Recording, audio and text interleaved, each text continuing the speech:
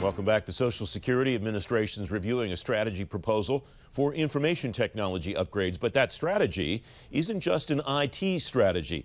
Greg Giddens is partner at Potomac Ridge Consulting, former Chief Acquisition Officer at the Department of Veterans Affairs. He's one of the members of the group that devised the strategy. Greg, welcome. Thanks for coming on the program.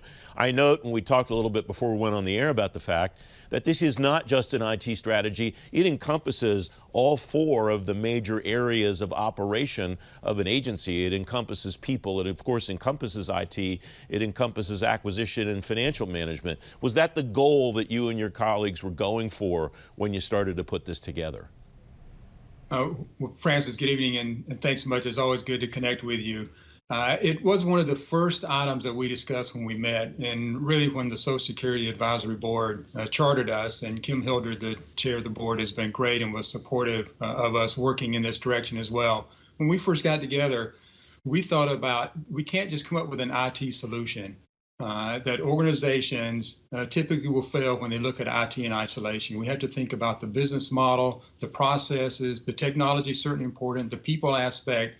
And so we wanted to give a well-rounded report. We didn't want our role to be perceived as another oversight body, as another group just to come in and say, here's what you didn't do right. We wanted to really give some ideas and really be deliberative about input and recommendations we thought could move them forward in a holistic manner. You and I have something in common. We've seen a million of these IT strategy documents over the years. This is the first one, though, that's led with operating model recommendations.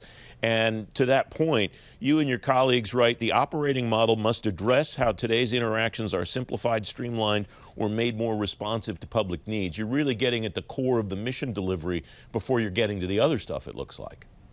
Absolutely, and Adam Blutis, who was the chair of our panel and did a great job, was one of the good early decisions the advisory board made was to get out on the chairs. And Mark Foreman was really one of the leads that helped us think about this operating model to give a context for any IT modernization or even digitization strategy. You need a strong operating model. You talk about, you use the word digital, and that idea of IT modernization versus digital transformation comes to mind. What's the difference, and how is that applicable in the work that you and your colleagues did, Greg? So when we think about IT modernization, it starts to focus in really on pipes and ping and infrastructure and improving this by a millisecond or improving this load time. And that's important. I mean, there's a lot of private companies that invest. In fact, a couple of recent studies, you know, if they were to shave off 100 milliseconds of a load time, they get a 1% increase in revenue because of the way that people interact in that digital environment. And the digital transformation starts to bring in those business aspects and really be able to think about technology, people, and process. Because if you think about those as Venn diagrams, you really need those to overlap to really make change that's sustainable. If you only have technology and people, then you'll have chaotic automation. If you only have technology and process, people won't be involved. There'll be dissension. And if you have process and people without technology, they'll be frustrated. So you really need the mix of all three of those to move an organization forward. The second group of recommendations that you get to before you even get to the IT recommendations are governance infrastructure recommendations. Why is that the next logical step after looking at the operating model, Greg? Because once you walk through and you have an operating model, you understand, you've done some journey mapping, understand both from a citizen and employee perspective and stakeholders, how you want to operate. You need some way then to make decisions based on how do you allocate resources, how do you make event-based decisions, so that when you have a program, a project, or a set of projects in place, you have a framework to make sound, reasoned decisions on that. A lot of times organizations jump too far ahead. They don't really do the planning or set in a decision-making process. They just start executing and implementing, and they'll wind up going nowhere fast. I note at the beginning of this work that you and your colleagues point out the 2017 IT modernization plan at SSA is estimated at $691 million. Lack of money is not the problem.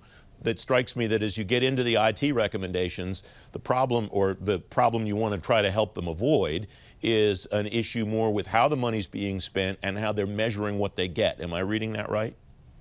You absolutely are, and measuring is really important. And we tried to talk about in our recommendations for the actual IT modernization plan, they need to really bake in some of those metrics, and not just metrics that are very IT focused, but link those to metrics that are outcome focused, right?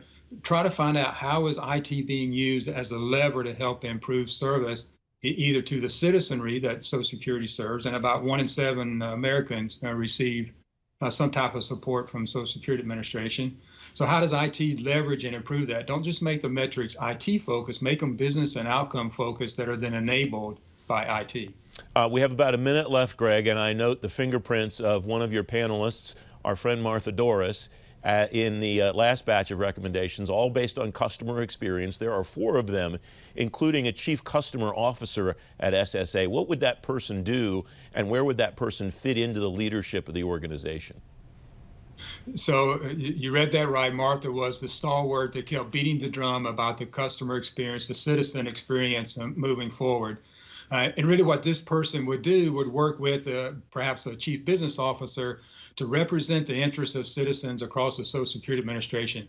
Many times in organizations, when you get in the top conference room and meeting with the senior leadership, if you look around the table, you have all the functionals represented, HR, IT, acquisition, you have the business lines, but you don't have a seat for the customer or for the citizen. And what that chief customer officer would do would be to fill that seat and always keep asking the questions about how does this impact our citizens, our stakeholders, and help the organization have an outside-in perspective. Greg Giddens, thanks very much for coming on. As always, I appreciate your time. My pleasure, my friend. Have a great evening.